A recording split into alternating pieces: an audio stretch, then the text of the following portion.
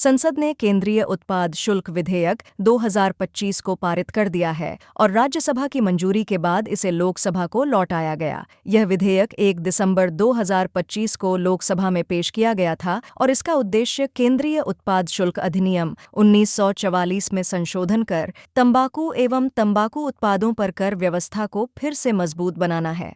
GST लागू होने के बाद 2017 में अधिकांश वस्तुओं पर केंद्रीय उत्पाद शुल्क समाप्त कर दिया गया था, लेकिन सार्वजनिक स्वास्थ्य और राजस्व कारणों से तंबाकू, सिगरेट और संबंधित उत्पादों को इस दायरे से बाहर रखा गया। वर्तमान में इन उत्पादों पर जीएसटी, मुआवजा उपकर और केंद्रीय उत्पाद शुल्क तीनों लागू हैं।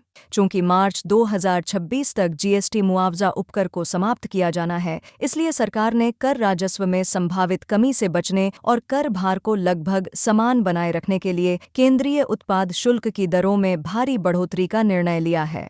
विधेयक के तहत सिगरेट पर केंद्रीय उत्पाद शुल्क को मौजूदा 200 से 735 रुपये प्रति हजार स्टिक से बढ़ाकर 2,700 से 11,000 रुपये प्रति हजार किया गया है, जो सिगरेट की लंबाई के अनुसार लागू होगा। चबाने वाले तंबाकू पर शुल्क 25% से बढ़ाकर 100%, हुक्का या गुड़ाकू तंबाकू पर 25% से 40% और पाइप ऑफ सिगरेट में इस्तेमाल होने वाले धूम्रपान मिश्रण पर 60% से बढ़ाकर 325% कर दिया गया है। इसके अलावा कच्चे तंबाकू पर शुल्क 64% से बढ़ाकर 70% किया गया है। ये सभी दरें जीएसटी के अतिरिक्त होंगी। राज्यसभा में चर्चा के दौरान वित्त मंत्री निर्मला सीतारमण ने स्पष्ट किया कि यह वृद्धि किसी नए उपकर के रूप में नहीं, बल्कि केंद्रीय उत्पाद शुल्क के रूप में की गई है, जिसको राजस्व राज्यों के साथ साझा किया जाएगा। उन्होंने कहा कि भारत में सिगरेट पर कुल कर बोझ करीब 53% है, जबकि विश्व स्वास्थ्य संगठन का मानक 75% है। इसलिए यह वृद्धि सार्वजनिक स्वास्थ्य लक्ष्यों के अनुरूप है, ताकि तंबाकू उत्पाद सस्ते और आसानी से उपलब्ध न रहें।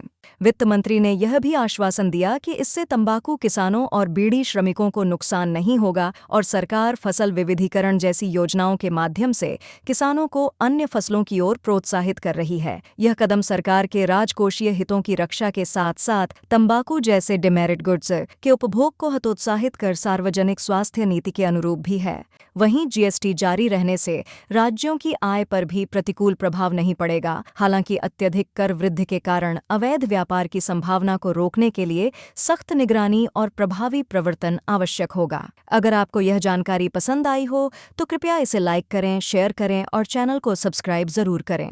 और जाते जाते इस प्रश्न का उत्तर कमेंट में बताइए। प्रश्न: केंद्रीय उत्पाद शुल्क विधेयक 2025 किस अधिनियम में संशोधन करता है? ए. सीमा शुल्क अधिनियम 1962, बी. वस्तु एवं सेवा कर अधिनियम 2017, सी. केंद्रीय उत्पाद शुल्क अधिनियम 1944, डी. वित्त अधिनियम 2020।